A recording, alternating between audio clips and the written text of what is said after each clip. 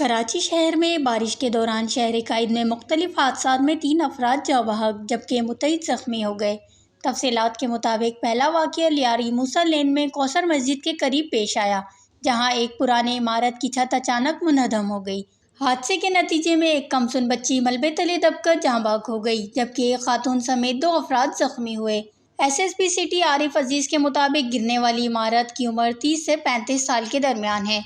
عینی شاہدین نے بتایا کہ واقعے کے وقت دھماکے جیسی آواز سنائی دی، جس کے بعد علاقے میں خوف و ہراس پھیل گیا اور لوگ گھروں سے باہر نکل آئے۔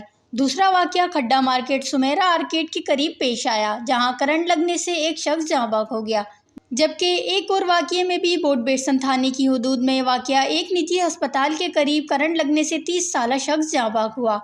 محکمہ موسمیات کا کہنا ہے کہ مونسون بارشوں کا ایک دوسرا سلسلہ ملک میں داخل ہوگا، جو 5 جولائی سے کراچی پر بارشوں کی صورت میں اثر انداز ہو سکتا ہے۔ وش نیوز، کراچی۔